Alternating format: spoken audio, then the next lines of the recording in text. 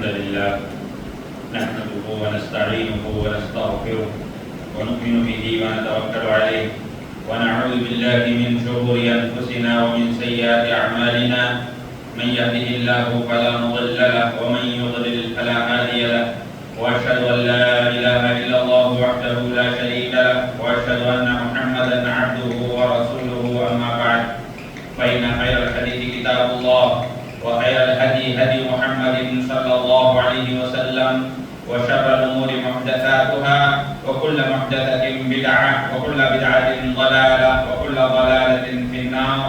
أعوذ بالله من الشيطان الرجيم. بسم الله الرحمن الرحيم. يا أيها الذين آمنوا اتقوا الله حق تقاته ولا تموتن إلا وأنتم مسلمون. يا أيها الناس اتقوا ربكم الذي خلقكم من نفس واحدة وخلق منها زوجها وبث منهما رجالا كثيرا ونساء واتقوا الله الذي تساءلون به والأرحام إن الله كان عليكم رقيبا. يا أيها الذين آمنوا اتقوا الله وقولوا قولا سديدا يصلح لكم أعمالكم ويغفر لكم ذنوبكم ومن يطع الله ورسوله فقد فاز فوزا عظيما. وقال عز وجل ولا تطرد الذين يدعون ربهم بالغداة والعشي يريدون وجهه. ساری تعریفیں اس ذات کے لائق ہیں جس نے ہمیں پیدا کیا، ہماری زندگی کے سارے سامان مہیا کیے، ہمیں خوشی اور صحت کی زندگی عطا فرمایا. لاکھوں درود و سلام ہو تمام انبیاء علیہم السلام پر، خصوصاً پیارے نبی صلی اللہ علیہ وسلم پر جن کی محنتوں اور کوششوں سے آج ہم اسلام پر عمل کرنے کے لائق بنے ہوئے ہیں. اللہم صلی علی محمد وعلی آل محمد کما صلیت علی ابراہیم وعلی آل ابراہیم انکا حمید مجید. اللہم بارک علی محمد وعلی آل محمد کما بارکت علی ابراہیم وعلی آل ابراہیم انکا حمید مجید. محترم حاضرین جمعہ، ماں اور بہنوں، خطبہ مسنونہ کے بعد میں نے آپ لوگوں کے سامنے قرآن مجید کی ایک چھوٹی سی آیت تلاوت کی. آیت کا ترجمہ کچھ اس طریقے سے ہے: اے پیارے اے نبی، آپ ان لوگوں کو جو آپ کے قریب رہتے ہیں ان کو آپ دور مت کیجیے. یہ وہ لوگ ہیں جو آپ کے ساتھ رہ کر صبح اور شام اللہ کا ذکر کرتے ہیں. محترم بھائیو، مسلمان ہم ہیں، اسلامی زندگی پر چلنا ہمارا فرض ہے. اسلامی تعلیمات اور شریعت کی پابندی ہمارا اولین مقصد ہے. ہمیں زندگی کے ہر موڑ پر اسلام ہمیں سارے طریقے اور سارے سلیقے ہمیں سکھاتا ہے. آج جس دور کے اندر ہم زندگی گزار رہے ہیں، ہمارے تعلقات، ہماری دوستیاں، ہماری صحبتیں یہ ایسی ہیں کہ یہ صحبتیں، یہ دوستیاں مطلبی ہیں، اور یہاں کچھ مل گیا تو دوستی ہو گئی، اگر کچھ نہیں ملا تو پھر دشمنی. اللہ حافظ. اس طریقے کی ہماری دوستیاں چل رہی ہیں. قرآن مجید اس سلسلے کے اندر کیا ہمیں رہنمائی کرتا ہے، کیا تعلیمات ہمیں دیتا ہے، آئیے کچھ باتیں آج ہم دیکھتے ہیں. یہ جو آیت میں نے ابھی آپ کے سامنے پڑھی ہے، پیارے نبی صلی اللہ علیہ وسلم سے کہا جا رہا ہے کہ وہ لوگ، وہ صحابہ، وہ غریب صحابہ جو آپ کے ساتھ اٹھتے بیٹھتے ہیں، صبح شام اللہ کا ذکر کرتے ہیں، ان لوگوں کو آپ اپنے سے دور مت کیجیے. اس کا سیاق و سباق اس طریقے سے ہے کہ حضرت سعد بن ابی وقاص رضی اللہ تعالی عنہ کی ایک حدیث ہے. خود وہ راوی ہیں، فرماتے ہیں کہ میں، بلال اور 4 صحابہ، ہم لوگ جو ہے بیٹھے ہوئے تھے، ہم لوگ آپس میں باتیں کرتے بیٹھے ہوئے تھے. رسول اللہ صلی اللہ علیہ وسلم کے پاس ہم لوگ تھے. کفار قریش، ان کے کچھ سردار ہمارے پاس آئے، آ کر کہنے لگے اے نبی، اے محمد، آپ ان لوگوں کو جو آپ کے پاس بیٹھے ہوئے ہیں، غریب لوگ تھے، بہت غریب لوگ تھے، کہنے لگے کہ کے پاس آئیں گے، آپ کی باتیں سنیں گے، لیکن ایک شرط، کیا شرط ہے؟ یہ لوگوں کو آپ جب ہم آئیں گے نا، ان لوگوں کو ہم سے دور کر دیجئے۔ ہم آئیں گے یا یہ لوگ یہاں نہیں رہنا چاہیے، یہ لوگ اٹھ جانا چاہیے، ہمارے رہتے ہوئے یہ لوگ ہمارے قریب نہیں ہونا چاہیے۔ پیارے نبی صلی اللہ علیہ وسلم لوگوں کے اسلام قبول کرنے کے سلسلے میں بہت حریص تھے، بہت طلب تھے آپ کے دل میں۔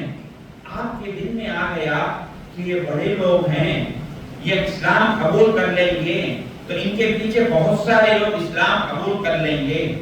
آپ جو ہے ان کی باتوں کو ماننے کے لیے تیار بھی ہو گئے کہ جب یہ لوگ آئیں گے تو یہ غریب صحابہ بازو نہ رہے، اٹھ جائیں یہاں سے، اٹھ جائیں۔ آپ ماننے کے لیے تیار ہو گئے، سبحان اللہ۔ آپ نے حضرت علی کو بھی بلا لیا، ان لوگوں نے کہا کہ آپ لکھ کر دیں، آپ نے حضرت علی کو بھی لکھا پڑھی کے لیے بلا لیا۔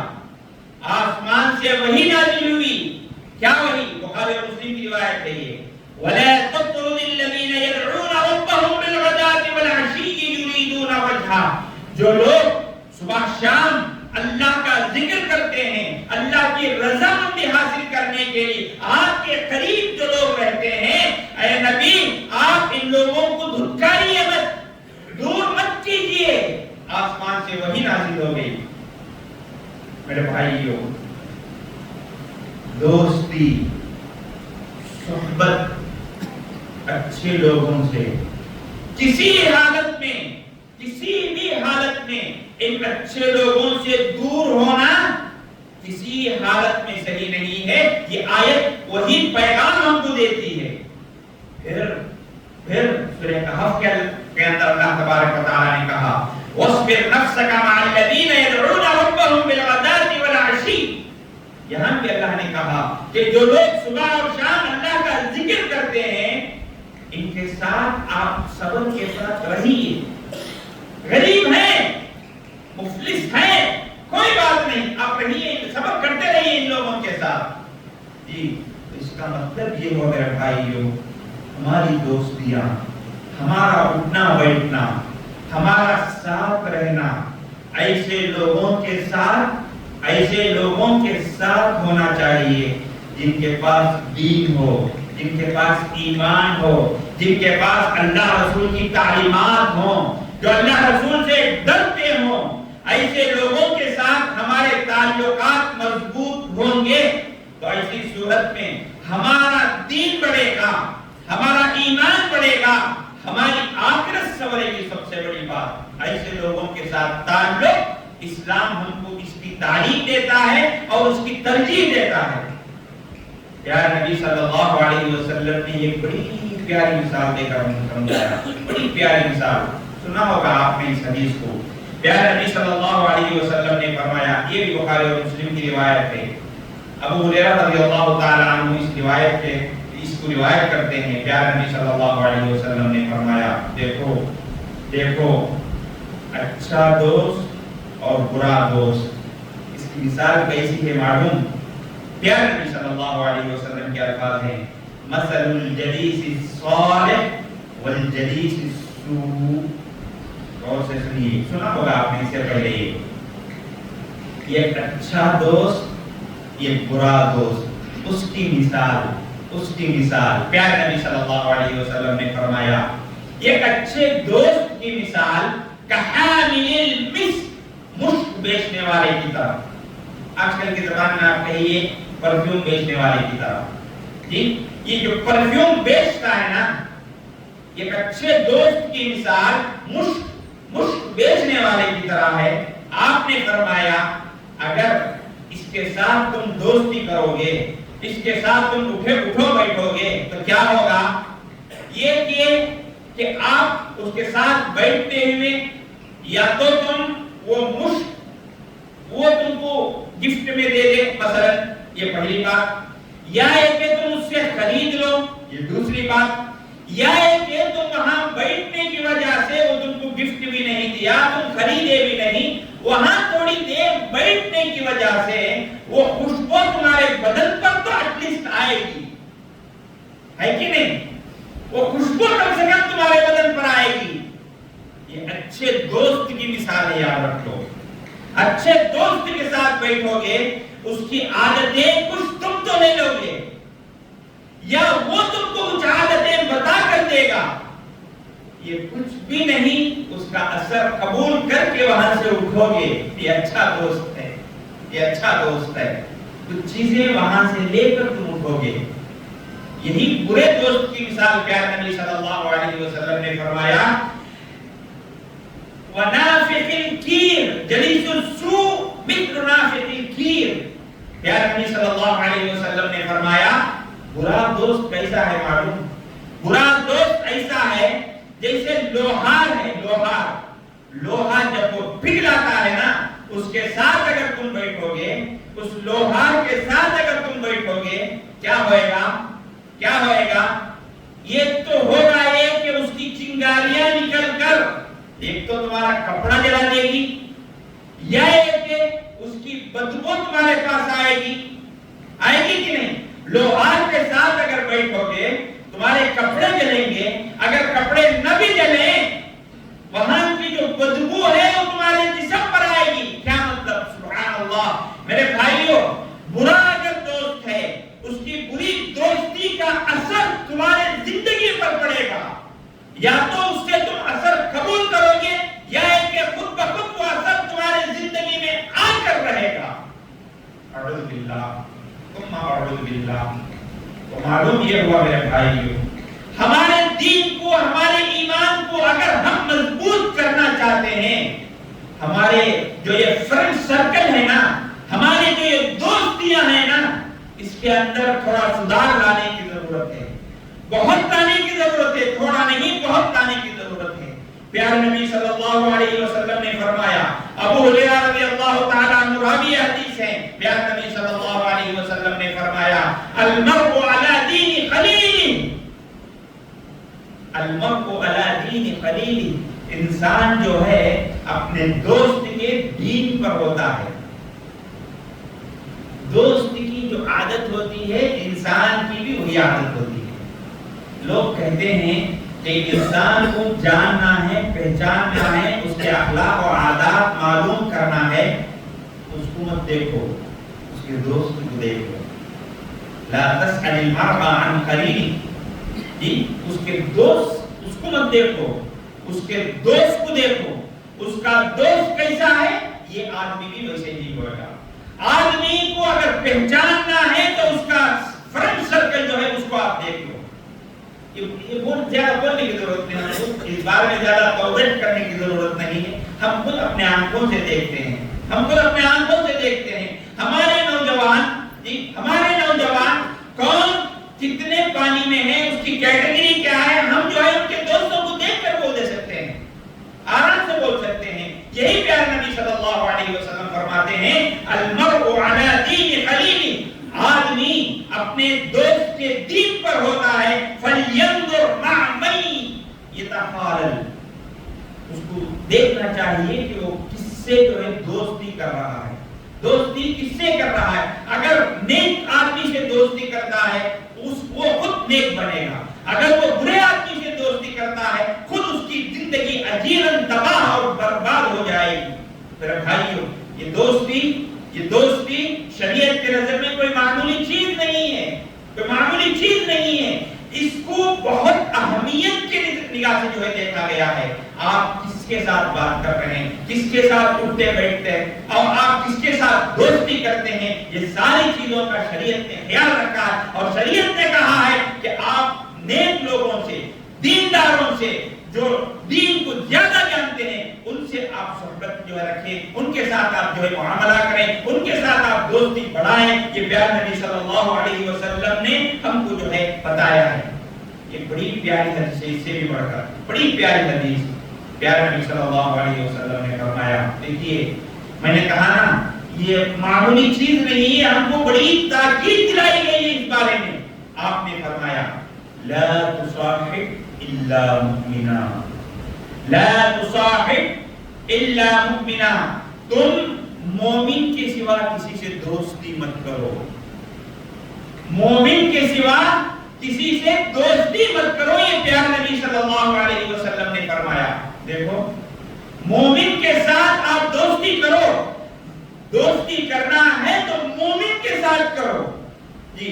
اور پھر پیارے نبی صلی اللہ علیہ وسلم نے اس حدیث کے اندر اور ایک جملہ بتایا، وَلَا يَأْكُلُ طَعَامَكَ إِلَّا تَقِيٌّ، تمہارا کھانا نہ کھائے مگر متقی اور پرہیزگار انسان۔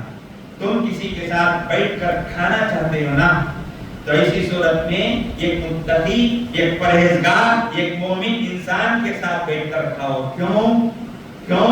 اس بیٹھک کا، اس کھانے کا، اس کے تقوی کا اثر تمہارے زندگی میں آئے گا۔ غیر آدمی کے ساتھ، غلط آدمی کے ساتھ، گنہگار کے ساتھ، غلط کام کرنے والے کے ساتھ آپ بیٹھ کر کھائیں گے، اس کے ساتھ بکوا کریں گے، اور آپ کی زندگی کے اندر یہ ساری چیزیں رہیں گی، تو ضرور اس کا اثر آپ قبول کریں گے۔ پیارے نبی صلی اللہ علیہ وسلم نے اسی لیے فرمایا، لا تصاحب الا مؤمنا، تم مومن کے ساتھ ہی جو ہے صحبت اختیار کرو، دوستی اختیار کرو۔ میرے اسلامی بھائیو، یہ جو دوستی کا جو اثر ہے نا، بہت زیادہ ہوتا ہے، یہ اثر بہت زیادہ ہوتا ہے۔ ہم کو یہ سب چیزیں کہنے کی ضرورت نہیں، ہمارے تجربے میں ہیں۔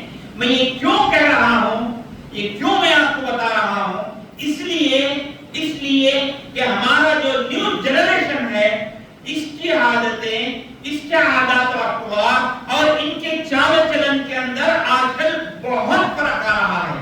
ماں باپ ہونے کے حیثیت سے میں اور آپ، نوجوان ہونے کے حیثیت سے یہ نوجوان، ان کو یہ بولنا بہت ضروری ہے۔ ماں باپ ہونے کے حیثیت سے ہم ان کی تربیت کریں، نوجوان ہونے کے حیثیت سے یہ لوگ جو ہے اپنی تربیت خود کر لیں، اس لیے بولنا ضروری ہے، اس لیے میں یہ باتیں بتا رہا ہوں۔ یاد رکھو یہ جو دوستی کا اثر ہے یہ بہت زیادہ ہوتا ہے، یہ کہنے کی ضرورت نہیں ہے۔ میں مثال کے ذریعے سے ایک مثال کے ذریعے سے آپ کو سمجھاؤں گا۔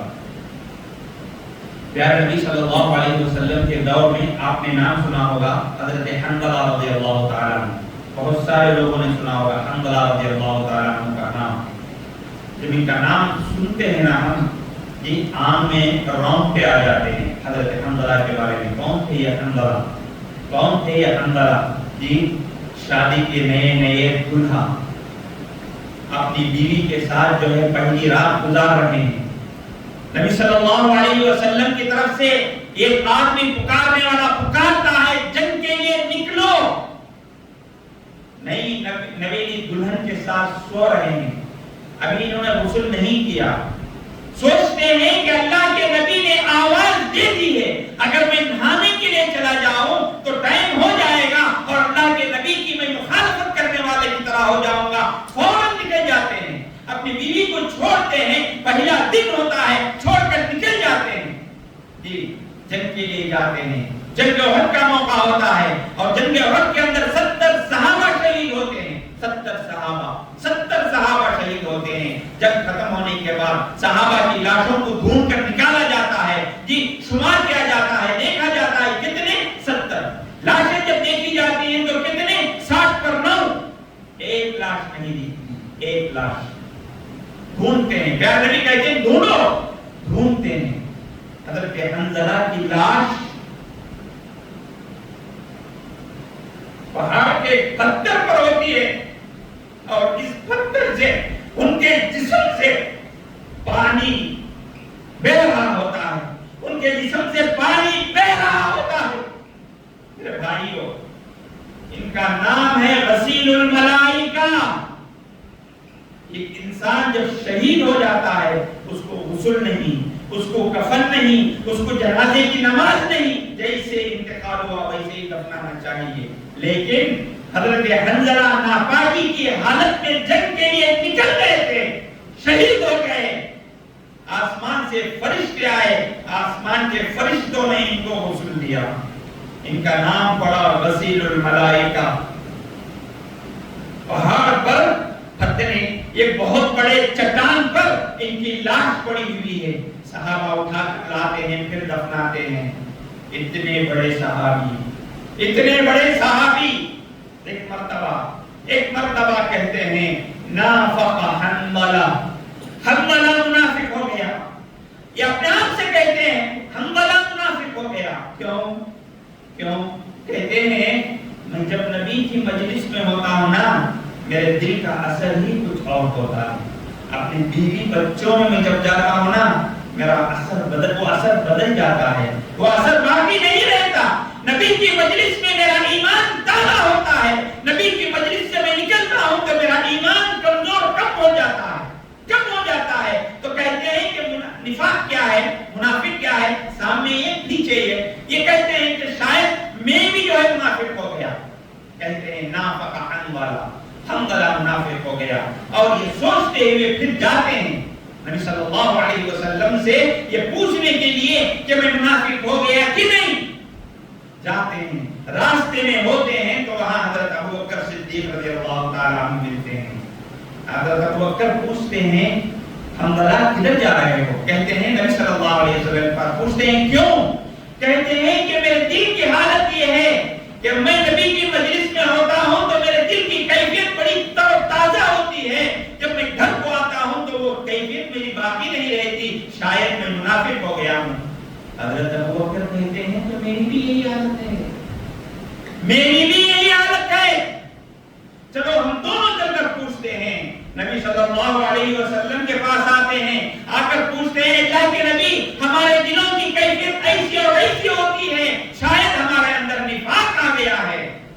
پیارے نبی صلی اللہ علیہ وسلم فرماتے ہیں اے حنظلہ دھیرے دھیرے آرام سے، ایسی بات نہیں ہے، یہ ہر انسان کی کیفیت ہے۔ اگر تمہاری کیفیت ویسی ہی باقی رہے جیسی میری مجلس میں ہوتی ہے، جیسے میری مجلس میں جو ہے تمہاری کیفیت ہوتی ہے نا، ویسے ہی ہمیشہ ہر جگہ رہے۔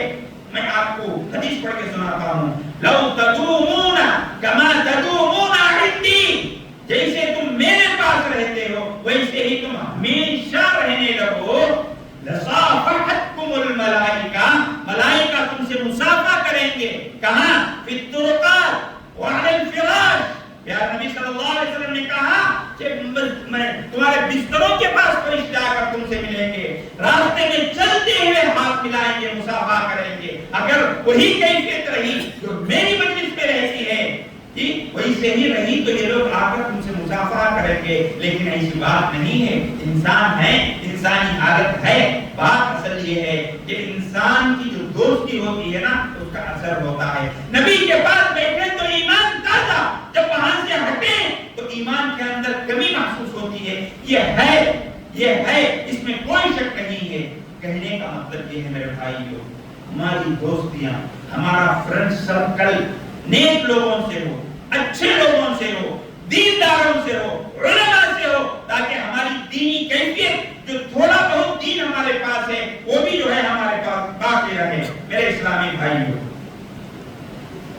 علامہ ابن القیم رحمۃ اللہ علیہ کہتے ہیں کہ جب ہم انسان ہیں، جب ہمارے دل کی کیفیت بدل جاتی، ہم کتنا بھی کوشش کرو کبھی ایک دو غلطیاں سرزد ہو جاتی تو ہم کیا کرتے؟ ہمارے ایمان کی تصدیق کے لیے علامہ ابن تیمیہ رحمۃ اللہ علیہ کی مجلس میں چلے جاتے، وہاں جا کر دین کی باتیں سنتے، دین سیکھتے، دین سیکھنے کی وجہ سے ہمارا ایمان تازہ ہو جاتا، آ کر پھر ہم جو ہے عمل کرنا شروع کر دیتے تھے۔ یہ جو ہے حضرت علامہ ابن قیم رحمۃ اللہ علیہ جو ہے اپنی کتاب کے اندر لکھتے ہیں۔ اسی طریقے سے میرے بھائیو، ہم جو دوستی کرتے ہیں، ہماری دوستی کن بنیادوں پر ہوتی ہے؟ ذرا سوچ کر دیکھو، کس بیس پر ہماری دوستی ہوتی ہے؟ سگریٹ پر ہماری دوستی، چائے پر ہماری دوستی، غلط کاموں میں ہماری دوستی، کہیں جو ہے غلط کام کرنے کے لیے جا رہے تھے وہاں ملاقات ہو گئی، ہماری دوستی۔ یہی دوستیاں ہیں نا ہماری دوستیاں ایسے ہی بیس پر ہوتی ہیں نا، ہے کہ نہیں؟ تو پیارے نبی صلی اللہ علیہ وسلم نے فرمایا کہ ان جیسی دوستیوں سے انسان کو بچنا چاہیے. ہماری نیکیاں، ہماری دوستیاں دین تقوی کی بنیاد پر ہونا چاہیے. اس کی بہترین ایک مثال میں آپ کو دے کر وقت ہوتے جا رہا ہے، بات کو جو ہے ختم کروں گا. میرے اسلامی بھائیوں، ہماری دوستیاں تقوی کی بنیاد پر ہونا چاہیے. یاد رکھو، تقوی کی بنیاد پر. آپ نے کئی بار جو ہے وہ حدیث سنی ہوگی. کون سی حدیث؟ ایک انسان جو ہے یہ بہت بڑا گنہگار تھا، قاتل تھا، 90 پر 9 آدمیوں کو قتل کر دیا تھا. جی وہ جو ہے ایک عابد کے پاس گیا جو عبادت کرتا تھا. اس سے پوچھا کہ میں جو ہے اتنا بڑا گناہ کیا ہوں، اللہ مجھے معاف کرے گا؟ تو وہ عابد تھا بیچارہ، علم نہیں تھا. عابد تھا، علم نہیں تھا، عبادتیں تو بہت کرتا تھا، علم نہیں. اس نے کہا کہ کہاں اللہ جو ہے تجھ کو جو ہے معاف کرے گا. اس نے کیا کیا، غصہ آیا، اس کی گردن بھی اڑا دیا. 90 پر 9 سے 100 ہو گئے. بہرحال اس کے بعد وہ جو ہے ایک عالم کے پاس گیا. وہ جو باتیں بولتے ہیں نا وہ ہمارے لیے عبرت ہے. عالم کے پاس جا کر پوچھا کہ بھائی میرا معاملہ ایسے ہے، کیا اللہ میرا گناہ قبول کرے گا؟ تو وہ عالم صاحب کہتے ہیں اللہ کس کے گناہ کو قبول نہیں کرتا، اللہ کس کی توبہ کو قبول نہیں کرتا. کون ہے یہ کہتا ہے کہ جو ہے انسان کی توبہ کو اللہ قبول نہیں کرتا، جاؤ توبہ کرو. لیکن وہ ایک نصیحت کرتے ہیں وہ عالم صاحب، وہ ہمارے لیے، میرے لیے، آپ کے لیے عبرت ہے. وہ کیا کہتے ہیں؟ وہ عالم کہتے ہیں دیکھو تم اس سرزمین کے اوپر رہ کر 90 پر 9 پھر 100 قتل ہو گئے تمہارے ہاتھوں سے. جی اب تم ایک دور ایک علاقہ ہے جہاں لوگ عبادت کرتے ہیں. ایک کام کرو، انطلق الی ارض کذا و کذا، اس زمین کے پاس جاؤ، تم وہاں اللہ کے بندے اللہ کی عبادت کرتے ہیں، وہاں رہ کر تم اللہ کی عبادت کرو، اللہ تمہاری جو ہے توبہ قبول کرے گا، تمہارے گناہوں کو معاف کرے گا. بہرحال یہ یہاں تک تو ہم سنے ہیں.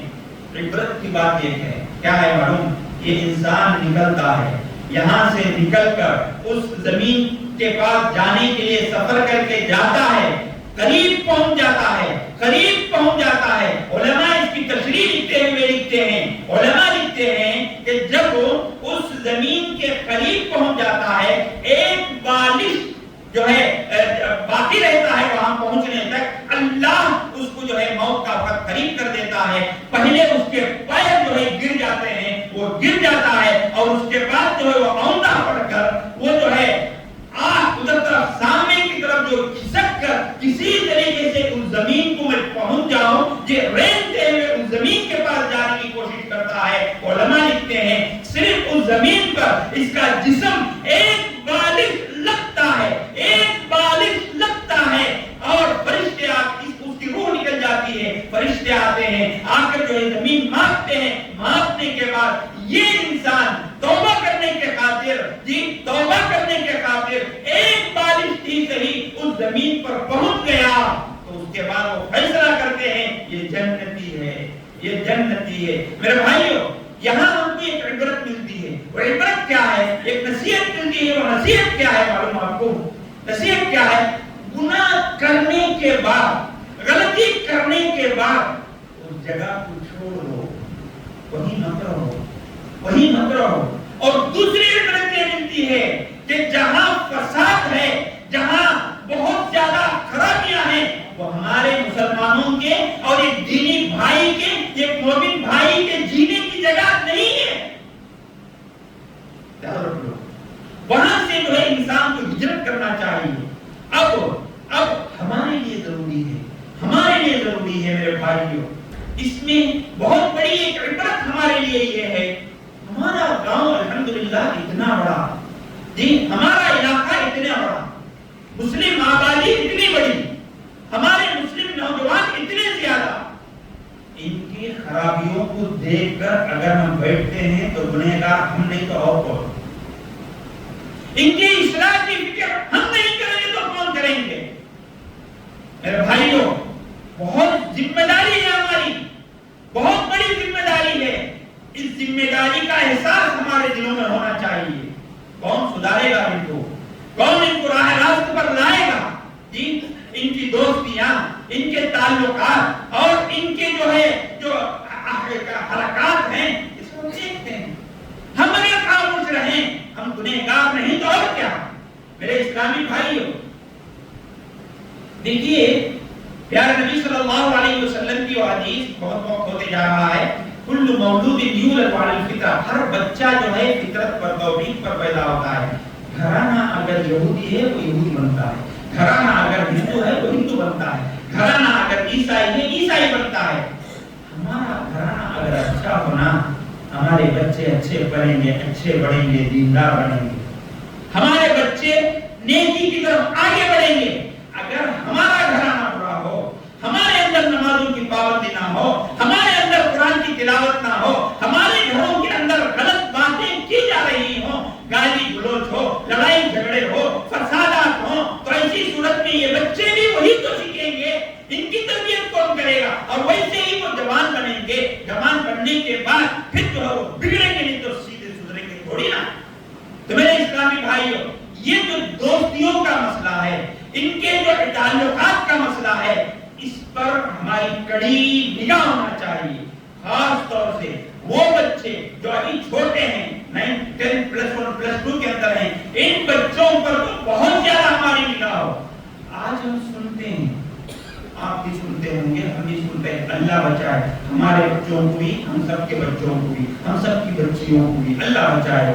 گاؤں کے اندر بہت سننے میں آتا ہے، جی فلاں فلاں کے ساتھ چلی گئی، فلاں عورت فلاں کے ساتھ چلی گئی، فلاں لڑکا فلاں عورت بچی کے ساتھ جو ہے غلط تعلقات قائم کر کے رکھا ہے.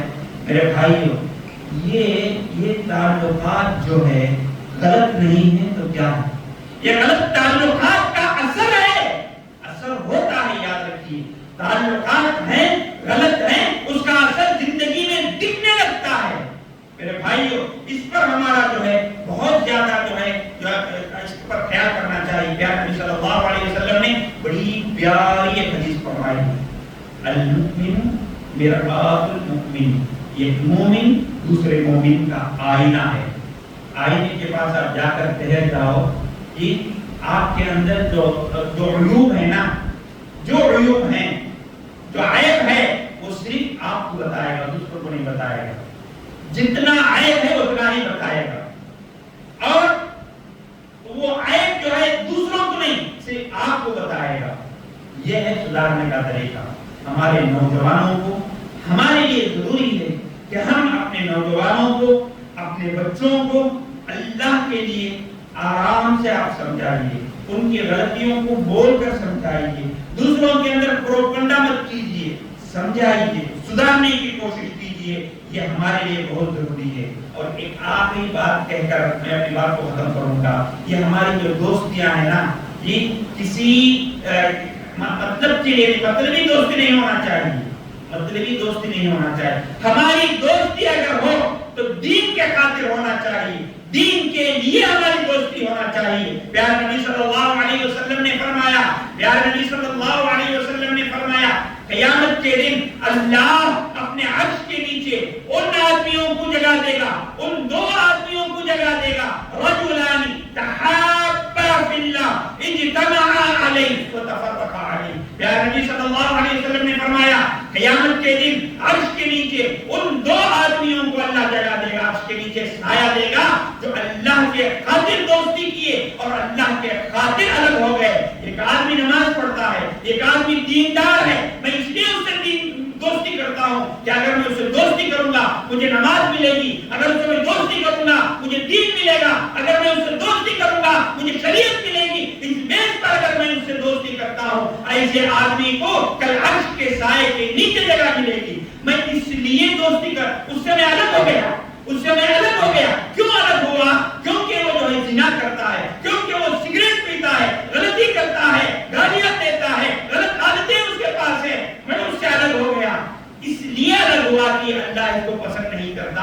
اللہ کے رسول صلی اللہ علیہ وسلم نے اس کے خلاف تعلیمات دی ہیں، میں اس کے خاطر الگ ہوتا ہوں. تو ایسی صورت میں اللہ کو یہ ادا بہت پسند ہے، بہت پسند ہے. کل عرش کے سائے کے نیچے اللہ دکھا دے گا. میرے بھائی کو یہ ایسی دوستی ہونا چاہیے، دینی دوستی ہو، اللہ کے خاطر ہو، رسول کے خاطر ہو.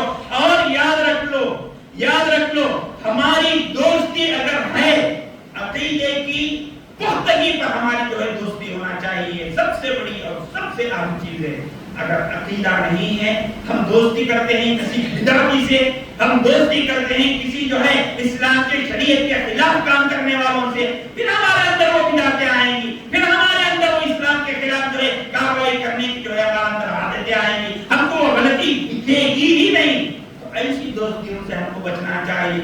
دوستی اگر ہے تو ایسی صورت میں کون سی دوستی ہونا چاہیے؟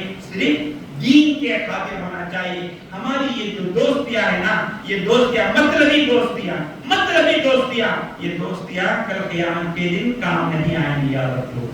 وَيَوْمَ يَعُضُّ الظَّالِمُ عَلَىٰ يَدَيْهِ يَقُولُ يَا لَيْتَنِي اتَّخَذْتُ مَعَ الرَّسُولِ سَبِيلًا یا وَيْلَتَىٰ لَيْتَنِي لَمْ أَتَّخِذْ فُلَانًا خَلِيلًا۔ یہ ساری دوستیاں قیامت کے دن انسان پچھتائے گا، اے کاش میں اسے دوستی ہی نہ کیا ہوتا، یہ پچھتائے گا۔ يَعُضُّ الظَّالِمُ عَلَىٰ يَدَيْهِ، حسرت کا جو ہے کہ اگلی اپنی زبان میں لے گا، کہے گا اے کاش میں فلاں کو دوست نہ بنایا ہوتا۔ غیر مرد لوگوں سے دوستی کرنے کا بہت بڑا خمیازہ ہم کو بھگتنا پڑے گا میرے بھائیوں۔ اچھی دوستی، اچھی صحبت، اس کا اثر ہمارے زندگیوں پر پڑتا ہے۔ اس سلسلے میں مجھ سے زیادہ آپ زیادہ جانتے ہیں، تو ضرورت ہے ہمارے لیے کہ ہم ان سب چیزوں کا جو ہے خیال رکھیں۔